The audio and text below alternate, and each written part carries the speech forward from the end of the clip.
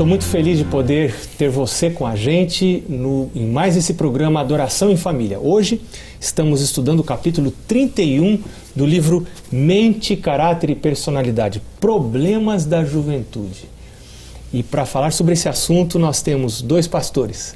Pastor Donato Azevedo Filho, que é líder do Ministério da Família na região noroeste do Brasil, sede em Manaus, e o pastor Geraldo Magela Tostes, que é líder do Ministério da Família para a região ali da Bahia.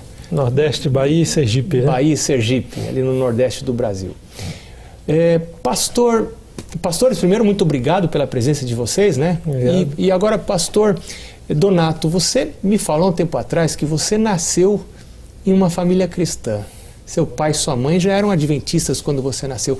Que lembranças você tem do culto da família? Culto da família é uma marca de uma família cristã. Com certeza, pastor. E esses momentos até hoje vêm à mente, né, com muita frequência. Lembra-se que eu tenho especialmente de uma mãe muito dedicada. Uma mãe que não deixava faltar para nós material do culto. E que era também uma mãe muito criativa. Por exemplo, eu nunca esqueci de uma história que minha mãe contou. É a história de Jesus com os discípulos no Mar da Galileia. E aí ela pegou uma bacia d'água, uns bonequinhos ali de plástico, que ela deve ter comprado por um preço muito baratinho, fez um barquinho de isopor e ela agitava a água com a mão e fez contou aquela história. Olha, eu tinha o quê? Uns 6, 7 anos. Quantos irmãos você tinha? Eu tinha mais 4 irmãos, né? E a gente ficava assim, boquiaberto enquanto ela contava. E aquelas histórias ficavam na nossa mente, nós tirávamos as lições positivas. E, obviamente, quando chegava a hora do culto, todos nós ficávamos ansiosos, porque sabíamos que tinha alguma coisa de atrativo. Ela conseguiu tornar o culto num evento do dia para vocês. Num evento do dia, exatamente. Que coisa importante. Está aí muito especial. Um testemunho da sua mãe para todos nós que queremos ter o culto da família na nossa casa, né? Exatamente. Vamos então para o nosso guia de estudos. Eu convido você para vir com a gente para o capítulo 31, Problemas da Juventude.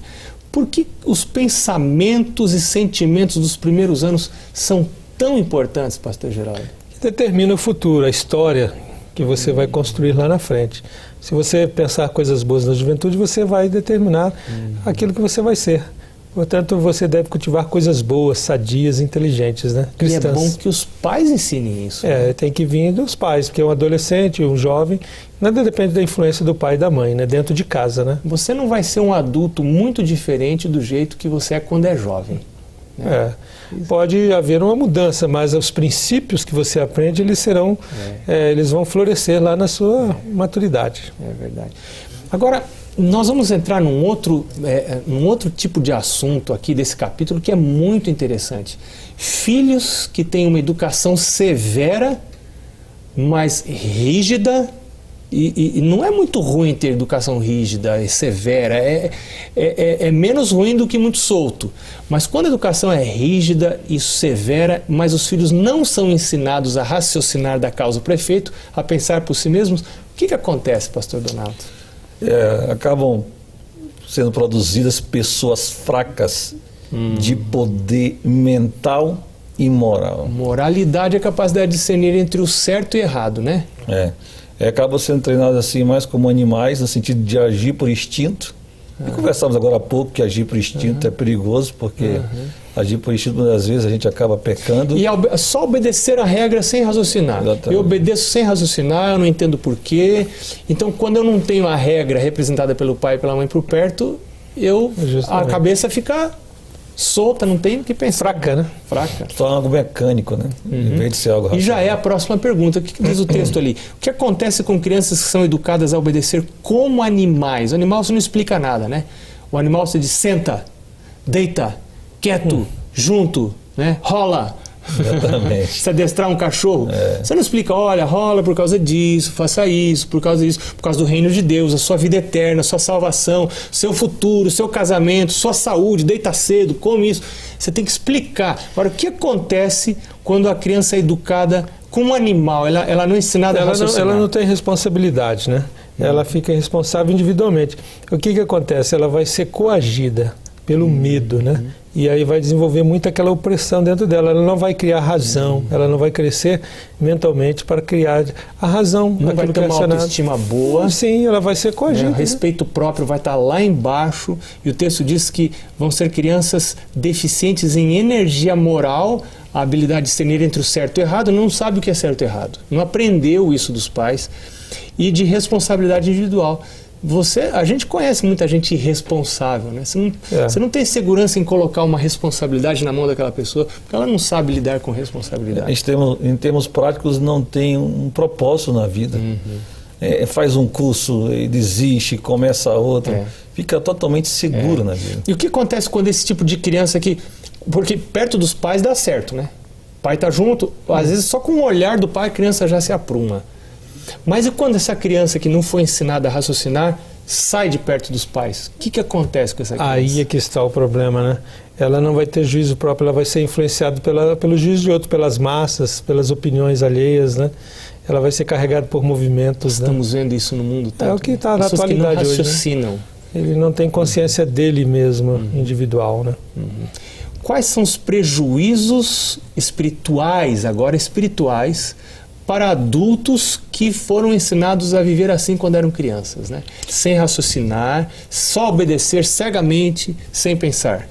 É quase certo que eles vão ter um procedimento errado e eles vão cair em tentação. Vão ceder em tentação. Sem religião, sem espiritualidade, né? Gente, esse assunto é muito sério, porque se eu não tenho tempo para me relacionar com os filhos, ou eu vou largar os filhos para fazer o que quiserem, ou eu vou economizar meu tempo só mandando. Fica quieto, vá para o seu quarto.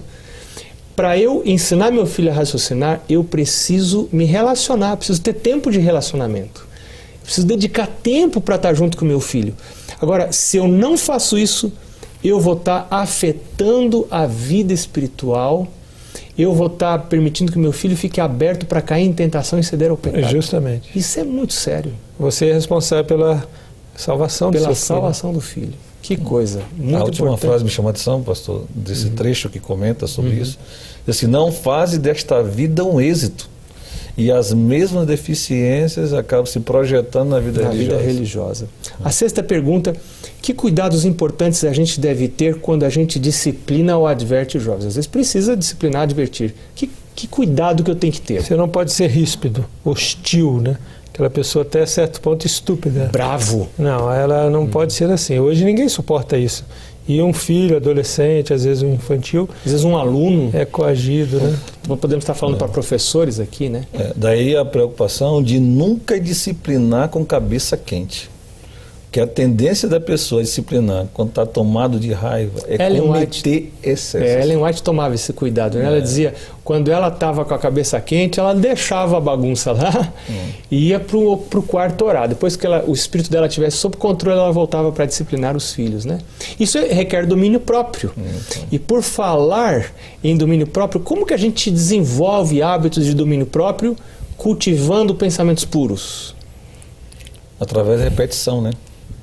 Insistência. O hábito é pelo repetir, né? E até uma frase antiga diz, o hábito faz o monge, né? Então, depois de 40 vezes você repetindo, você educa. Insistência, repetição. A última pergunta é bastante interessante, tem a ver com livros e filmes de romance ou ficção. Qual deve ser a nossa atitude como pais para com esse tipo de literatura, e não só literatura, filmes, vídeos, etc. Internet, né? Hoje a geração da informática, isso é um grande problema, pastor. A gente deve dar um bom exemplo, conversar, mostrar, instruir, mostrar o caminho da verdade, da palavra, né? Deve ter oração e mostrar o caminho da salvação, né? Tudo que é bom você deve mostrar para o seu filho, né? E ele tem que tomar a decisão dele. E além de restringir esse tipo de acesso a essas coisas, eu devo cuidar para que aquilo que é bom esteja ao alcance dele. Eu acredito que o pai deve até olhar aonde o filho está navegando, por onde ele anda. Claro. Pastor, eu não quero ser assim, um exemplo de perfeição, mas eu tenho um hábito lá em casa com meus filhos. Pelo menos assim, a cada 15 dias eu os levo para comprar bons livros na livraria que tem no shopping, que tem em várias boas, entendeu? Então, não é só você dizer, não leia isso. mas você tem que apresentar o que ler, porque eles vão querer ocupar o espaço, o tempo deles. Então você tem que apresentar boas alternativas. A gente gasta um pouquinho, mas a gente vê os resultados práticos na vida deles. Meu irmão, minha irmã, nossos filhos são o maior presente que nós recebemos de Deus. Nós temos que apresentá-los um dia, quando Jesus voltar, e dizer: eis aqui os filhos que o Senhor nos deu. Deus tem uma obra para que nós façamos como pais, como mães. Eu desejo que Deus abençoe você nessa obra. Muito obrigado por sua presença aqui no programa Adoração em Família.